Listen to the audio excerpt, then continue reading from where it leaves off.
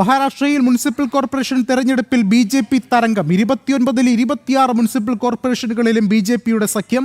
ബൃഹാൻ Mumbai municipal കോർപ്പറേഷനിൽ ചരിത്ര വിജയം നേടി മഹായുതി. 100 കടന്ന മഹായുതി ലീഡ് ചെയ്യുകയാണ്. ഉദ്ധവ് ശിവസേന കോട്ടകൾ തകർന്നടിഞ്ഞതോടെ ആഘോഷം ആരംഭിച്ചിരിക്കുകയാണ് ബി.ജെ.പി. ക്യാമ്പ്.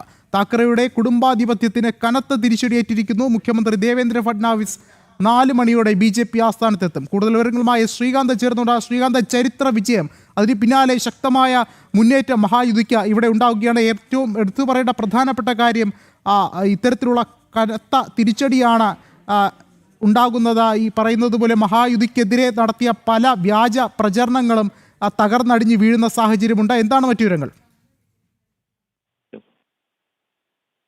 ഏറ്റവും പ്രധാനപ്പെട്ട കാര്യം, ബൃഹൻ മുംബൈ മുനിസിപ്പൽ കോർപ്പറേഷനിൽ ബി.ജെ.പി. സഖ്യം നേടിയ തെരഞ്ഞെടുപ്പാണ്.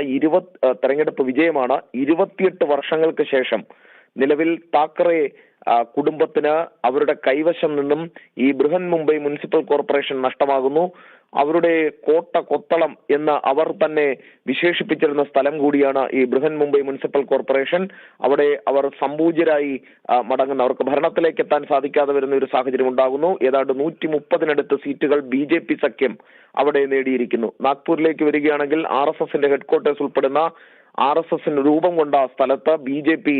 അധികാരത്തിലേക്ക് മുനിസിപ്പൽ കോർപ്പറേഷനിൽ വരുന്നു. പൂനെയിൽ ശരത് പവാറിന്റെ കുടുംബ രാഷ്ട്രീയം കൊടികുത്തിവാണ സ്ഥലത്ത് ബി.ജെ.പി. അധികാരത്തിലേക്ക് വരുന്നു. സാംബാജി നഗറിൽ ബി.ജെ.പി.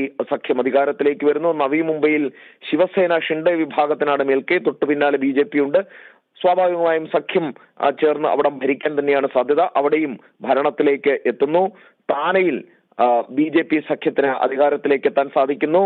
കല്യാൺ ഡോംബിവലി മേഖലയിൽ ബി.ജെ.പി. സഖ്യത്തിന് അധികാരത്തിലേക്ക് എത്താൻ സാധിക്കുന്നു. അങ്ങനെ 29-ൽ ഏതാണ്ട് 26-ലധികം സീറ്റുകളിൽ 26-ലധികം മുനിസിപ്പൽ കോർപ്പറേഷനുകളിൽ ബി.ജെ.പി. സഖ്യം അധികാരത്തിലേക്ക് എത്താൻ പോകുന്നു.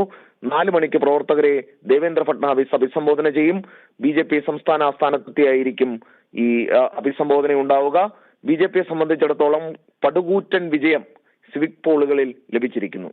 യെസ്, അത് തന്നെയാണ്. താക്കറെയുടെ കുടുംബാധിപത്യത്തിനേറ്റ കനത്ത തിരിച്ചടിയായി മഹായുതിയുടെ മുന്നേറ്റം നടക്കുകയാണ്. ശ്രീകാന്താണ് വിശദമായ വിവരങ്ങൾ നൽകിയത്.